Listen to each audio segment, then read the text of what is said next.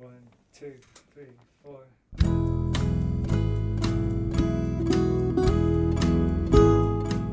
Hello, you're listening to the SKYLIT Books podcast series. We are a general interest independent bookstore located in the Los Feliz neighborhood of Los Angeles, California. This year, because of the coronavirus pandemic, we've had to close our store and cancel in-person events. But SKYLIT is your neighborhood bookstore, and we are finding ways to create community even while we're far apart. In the coming weeks, we'll be putting out lots of new audio content to help you discover new books, connect with authors, and check in with your favorite booksellers. To learn more about how you can help keep SKYLIT alive, please visit our website at skylitebooks.com or check out our social media accounts on Twitter and Instagram. You can subscribe to the podcast on Podbean, iTunes, and Spotify. Thank you for listening and enjoy.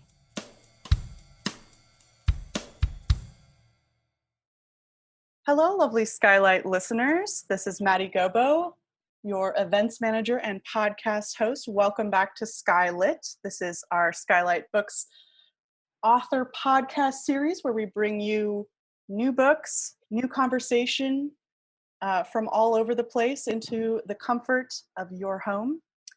Today we have Erica C. Barnett. She's here to talk about her memoir with Maer, Roshan. I'm going to give them their full introductions in just a moment, but first I want to give another plug to our virtual events, which are happening over on Crowdcast. If you haven't checked those out already, you can find us at crowdcast.io/skylitbooks. All of our events there are free to attend.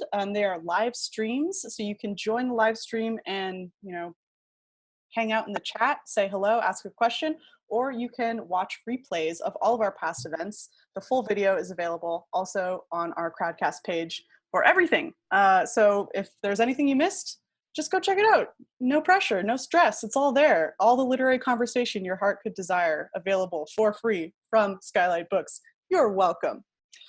All right, so without further ado, I'm going to introduce today's guests.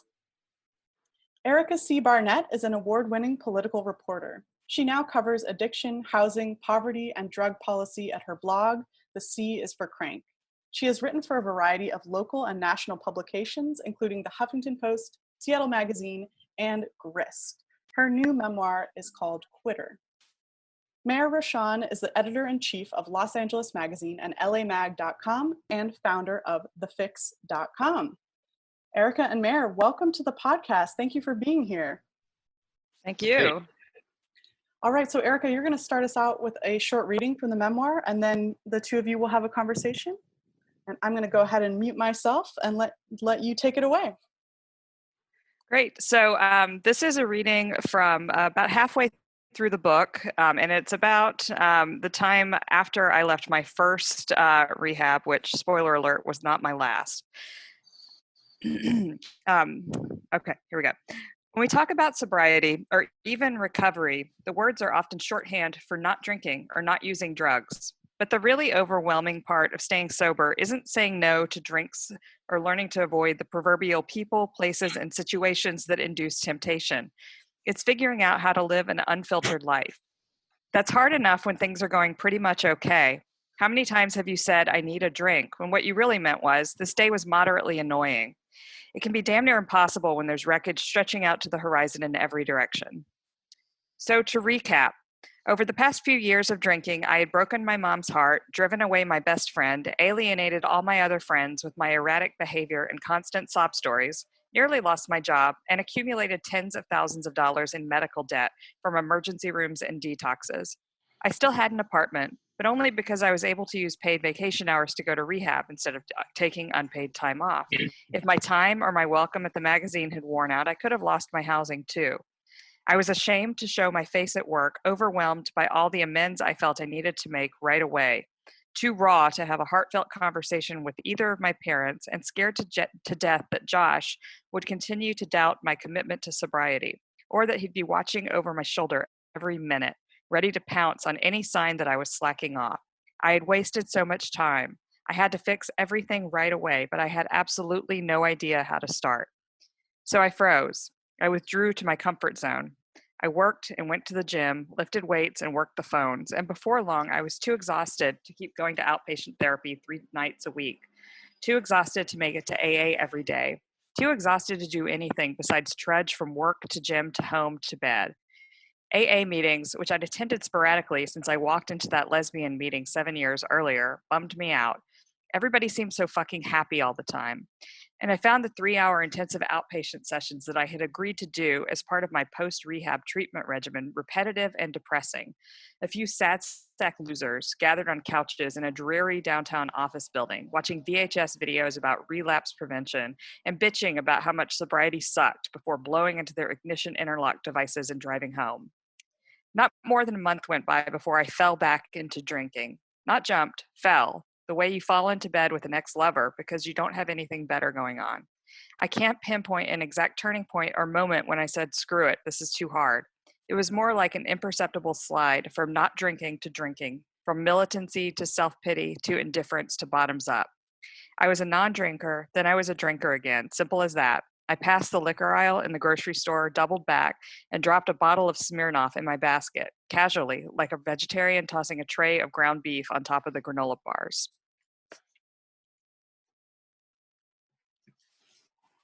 Wow. Lots of stuff to think about there. The whole time through, I was like, I could use a drink right now.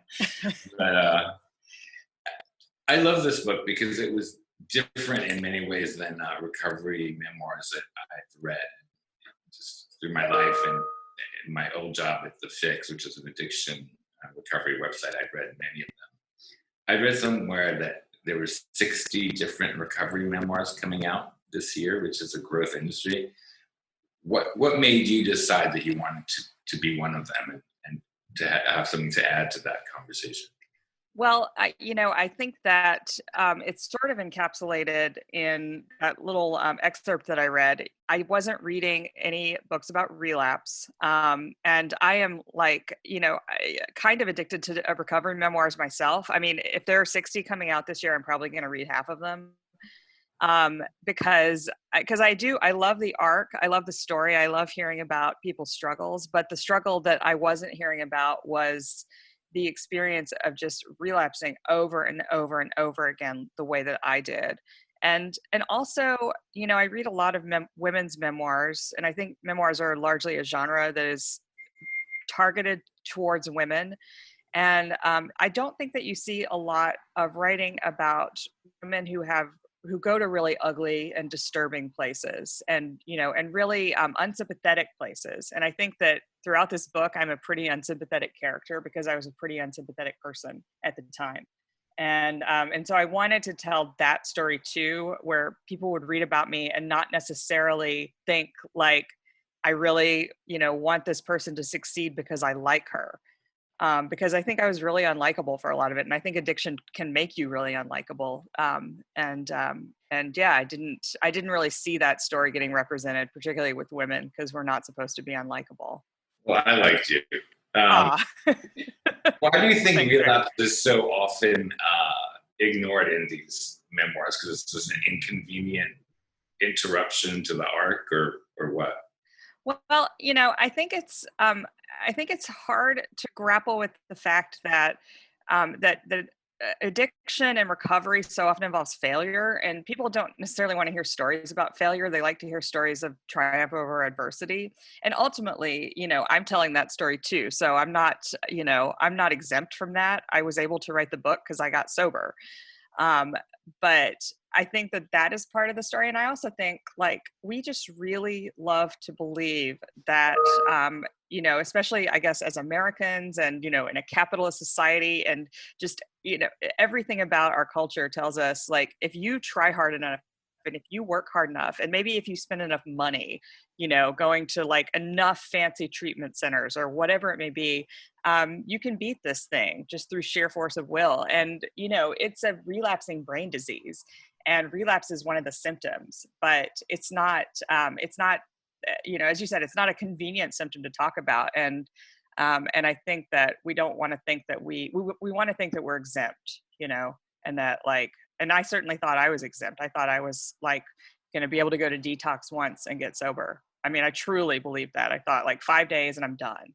And then 6 years later, I mean, it took me actually 7 years to finally quit drinking this last time. Which would make you kind of like most people who go to treatment. I think one of the interesting things about your book is it's kind of a nuanced, kind of complicated take both on AA and 12 steps and also on the treatment industry. And tell me about your own adventures in treatment and what you learned as a result of them.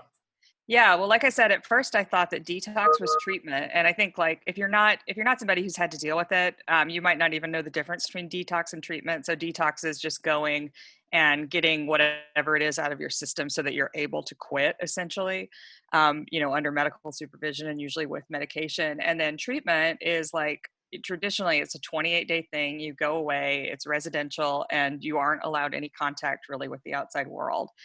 And I went to treatment, I'm going to say just twice, because most of the people that I met in there had been to treatment many times. There was one woman who was like treated it like a joke. She was like, yeah, my parents put me in here like once every 6 months or so.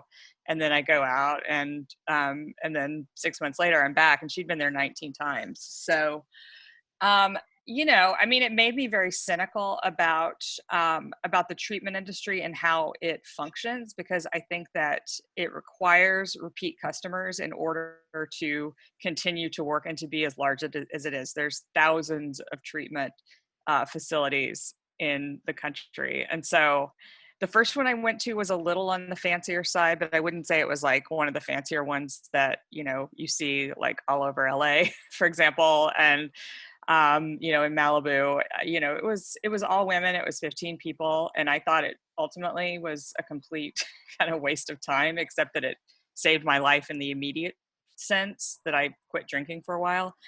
But, I mean, it was a lot of like people shitting on each other, like women just being horrible to each other and saying like, sitting in a circle and saying everything that was wrong with you, or calling out your, crimes against treatment for the day. Like, hoarding. I remember hoarding was a big one. Like people would go and they would get cookies because we weren't allowed to eat sugar, but we were allowed to go to these outside meetings in a church. And so like there was a lot of denunciations over the cookie hoarding. And, it's just, it was ridiculous. It was silly. It was ridiculous. And it doesn't prepare you for the outside world, because nobody is going to be, denouncing you for like eating chocolate. And then the second place I went was more run down, and and much larger, and there were men there, and it was just, it was just a very much more diverse group of people in terms of life experiences, and just literally more diverse. And I got more out of that, but it was mostly because of exposure to the people there, and not so much exposure to the treatment methods, because it was pretty much the same as the first place. Yeah, as someone who's had my own adventures in treatment, it's amazing by the discrepancies in various places. There's no standard, because it's a medical procedure, right? A medical process. And yet, unlike a lot of medical processes, there's not even a success rate. Like one of the things I find interesting is what's success in recovering from addiction? Is it not drinking or using at all? Is it moderating your use? And I know that's a part of your book that some kind of AA purists will find really controversial. Yeah, I mean, for me personally, success was quitting, and I call the book Quitter because I quit over and over, but I did eventually like quit, and I don't drink now. But I also, I cover addiction. I write about addiction a lot, and I meet a lot of people who are addicted to opiates, to methamphetamine, and to a lot of drugs that really respond well to treatment with, for example, other opiates. And and there is like a tradition in 12 step that that I think is changing, that methadone is a drug is a drug is a drug, and no matter what you're doing, it's not, if you're doing anything, it's not acceptable. And I have a good friend who was addicted to heroin, and he went on methadone, and he got off the methadone. But I mean, AA would say, well, he can't like smoke weed or drink because a drug is a drug is a drug, but he drinks and he's alive. And I'm not saying that I don't think he should maybe experiment with not drinking and see if that improves anything for him in his life. But he chooses not to do that, and he is so much better off now than he was, when he was shooting up every day. So yeah, I think whatever works for you and whatever makes your life better is the key. It's not whatever makes your life compliant with a set of predetermined rules that you have to follow. Yeah. And for me, it was not drinking, because I am a maniac when I drink, and I'm just, I don't react normally.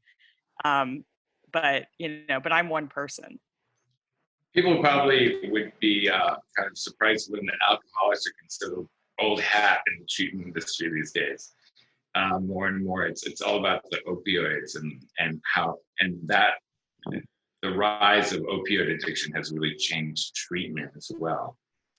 Yeah, I mean, I think that I'm trying to remember. I think that the first treatment facility I went to did not allow any kind of medication-assisted treatment, and I know that the second one did. So people were getting onto Suboxone, and I think that's a lot more common now at treatment. But traditional treatment still just says you have to go essentially cold turkey. I mean, they'll give you something for the first 5 days or whatever to get you through withdrawal, but I mean, I remember at the first treatment facility I went to, it was there were women there that just didn't sleep the whole 28 days because they were coming off heroin, and they wouldn't give anything to help them. And I mean, that's just cruel.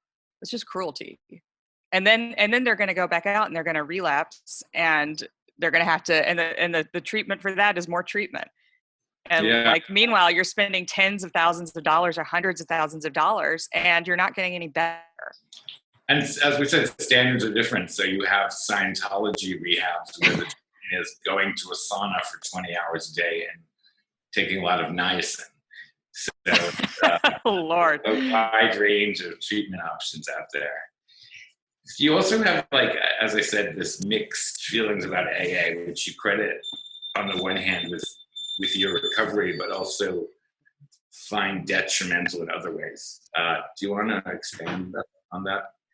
Yeah, I mean, AA, I talk a lot in the book, and I try to make it really clear that the reason I think it worked for me, right when I was getting out of the last detox that I was in, is because I was desperate. I think it's really good for a certain class of desperate people, which I was in, and I needed structure to my life. I didn't have a job. I was riding the bus all day and drinking. That's a very entertaining activity up to a point, but it's not conducive to getting your life back together. So that was really helpful. But I also make it really clear in the book that a lot of the reason that I was able to sort of set aside some of the more problematic things about AA is just because I have not been traumatized by religion. I am used to dealing with men who want to shout me down just because of my profession. And that is a big part of AA, is if you're a woman or, I would assume a marginalized person of any kind, you go in these into these meetings, and often they are so dominated by men. And I mean dominated, they will yell and shout you down and talk about their bitch wives. And it sucks. I mean, and so I can just ignore that. I think a lot of that is due to privilege, though. And so, occasion, don't you think? I mean, that's not happening at my WeHo meeting. Really? Yeah, they're certainly not talking about their bitch wives. Well, I'm in Seattle. I mean, we are in, it's the woke capital of the world. But maybe it's just the meetings I go to or went to early on. But I mean, it can be very intimidating, and there's a lot of in traditional AA, I think there's a lot of beating up on yourself and taking responsibility for things that weren't necessarily your fault, and making amends in a way that is harmful to you, apologizing to people who really were 95% to blame, and in a way that is, re-traumatizing potentially, going back and talking to an abuser, for example. I mean, I've seen people do that, and I don't think that's a good idea in most cases. There's a lot of, and this is what we learned in treatment too. There's a lot of character defects talk. And I don't believe addiction is the result of character defects. I just don't. I mean, it's a brain disease that has psychological components. So let's break it down. Instead of relying on a nearly 100-year-old book, which is the Big Book of Alcoholics Anonymous, and the scientific knowledge that was available at the time. Let's look at, the actual science and say, well, no, opiate addiction results because these pathways in your brain, produce chemicals in a certain way, and they stop producing chemicals when you start taking opiates. And, anyway, it's just, I find the anti-science elements of it frustrating as well. And like I said, I got a lot out of it. It saved my life. But it's because I was able to ignore the stuff that I don't agree with and take the stuff that worked. It's interesting, like hearing you talk about all the chemical pathways and all that stuff. And it makes me wonder if you had just been given that information, do you think you would have been cured more quickly?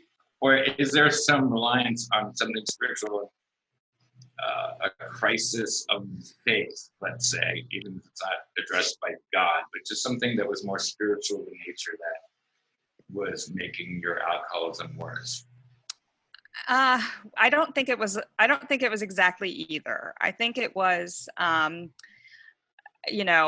you can't information yourself out of addiction. I really thought that I could for a long time, and that's partly why I read so many recovery memoirs when I was still drinking. I would read them drunk. I loved them, but information and knowledge wasn't enough. I don't, however, think like the spiritual stuff that comes later in AA was the issue either. I think it was that I felt like it was going to be impossible to fix everything. And because, so that was like the psychological element of it. And also getting up every day when you're in the middle of an addiction and just feeling like the only pathway is like, for me, it was to the liquor store every single morning. Because otherwise I felt so horrible, just, emotionally, psychologically, physically, everything, that I didn't feel like I could be alive. And so it was both like breaking out of that and then also figuring out ways to actually fix things that were wrong in my life instead of avoiding them by drinking. Because that's what would happen when I would relapse. I would either self-delude into thinking it was okay for me to drink, or I would just think I can't deal with this. It's not until you stop drinking in that way that you realize how much time you spent on either planning for drinks or having the drinks or recovering from the drinks. Yeah, it's all I ever thought about. What would you do for people who are dealing with addiction or have family and friends who are having gone through this long, tortuous road to your own recovery? What have you learned, and what would you suggest to others? I mean, I would suggest starting out, like for people who think they might have a drinking problem, I would suggest quitting for a month to see if you can do it. And if that idea makes you laugh, as it did me, then you probably have a problem. And, that's true of anything, not just drinking. But, and then once you're at that point, I would say treatment is, it is a tool, but it's not a necessary tool. And, I think that the most current science says that outpatient treatment is generally more effective, and it's also happens to be cheaper. So if you're going to treatment over and over again, at a certain point, you're not failing at treatment. Treatment is failing you. And, you can break that cycle and you can still get sober without feeling dependent on treatment. And if one thing doesn't work, I think give things a chance, because I would quit outpatient treatment programs after going twice, because I was just like, I hate these people, or they're annoying, or I don't have anything in common with them, or I'm cooler than them, or whatever. And that's, don't go in with that attitude. But if you're going to AA and you've been going for a couple months or whatever, and you're miserable and you don't relate, see if there's other options out there, because it's not like there's just one path to recovery.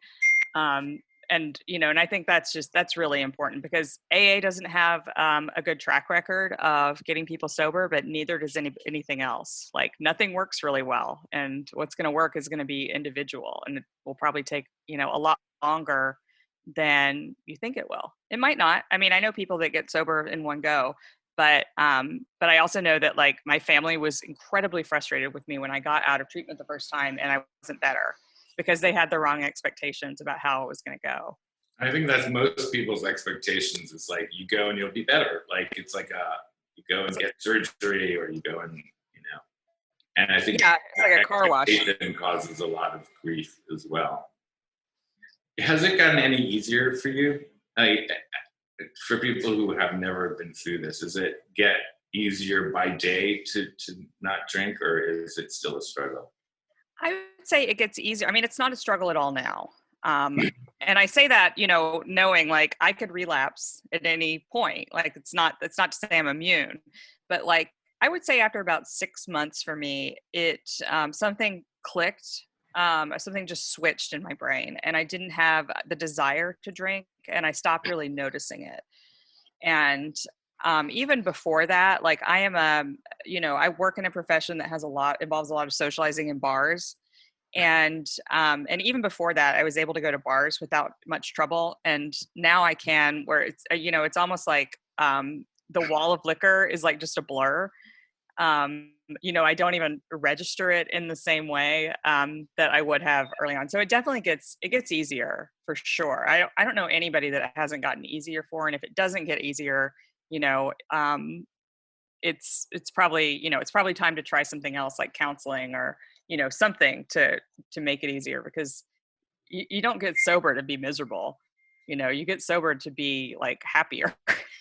So I've definitely I was miserable, and now I'm a pretty happy person. Great. So. Have you heard, you guys can cut me off when this 20 minutes is over, but I'll keep going. Have you heard from people who've read your book either in a positive way or in a negative way? I have mostly heard I've gotten an overwhelming amount of just random emails through like my contact form on my website, or, just people finding out how to contact me. And it has been 99.9% positive. And the main comment that I get is, I did not understand why my, loved one couldn't seem to quit, because it seemed like it was so obvious that they needed to, and once they did, it seemed so obvious that they shouldn't have started again. But now I understand it, and that is like my favorite feedback to get is, from people who gain some new understanding about how like their loved one was going through it, or even how they themselves were struggling.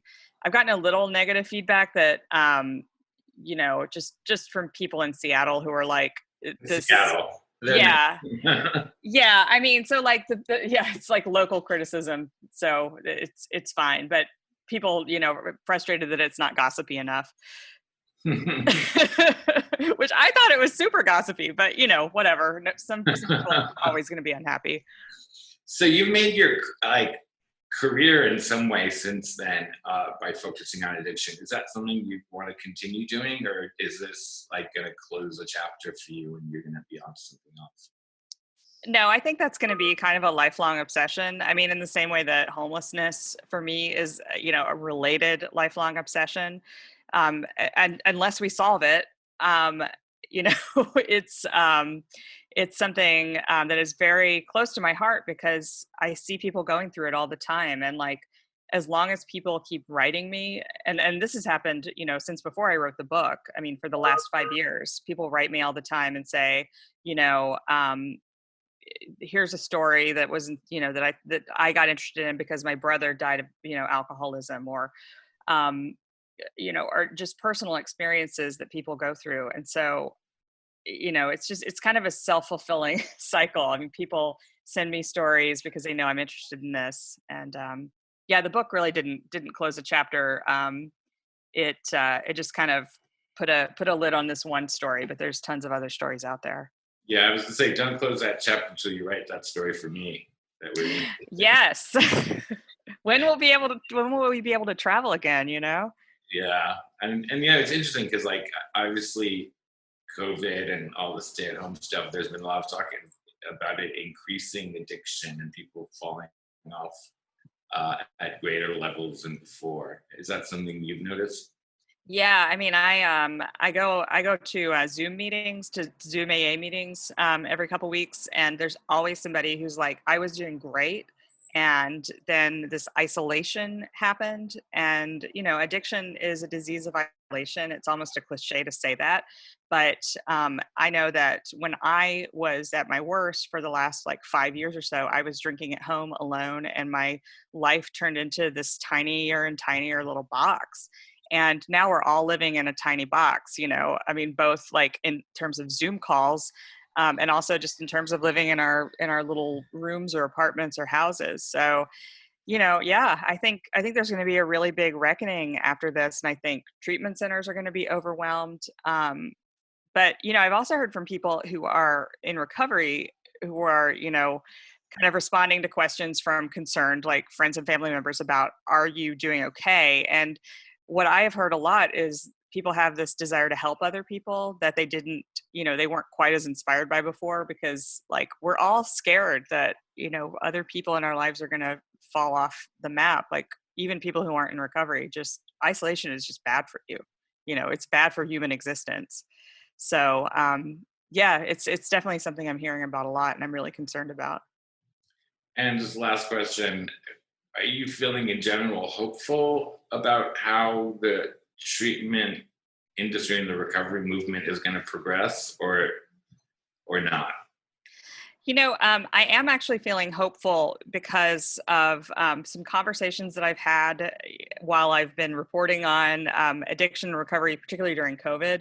I talked to the medical director at Hazelden recently, and this is just one example of a conversation. But and we were talking about kind of traditional treatment and the shame circles that I write about in my book, and he said, "Oh, no, we're not doing that anymore." And he said, and I'm sure he works at Hazelden, they want to make money, but he said, we are really moving away from this model that you have to be separated from the world and in this 28-day isolation chamber of treatment, and more toward a model where you actually interact with the world and you're in there for a few days and then you're out in the world again. And I think that is so much healthier of a model. And since everybody kind of copies Hazelden, I use that as an example because I think that is a really good and healthy direction to be going towards. So, we're always going to have addiction. We're always going to have a rapacious treatment industry, I think, that's not well regulated, until we do something about that.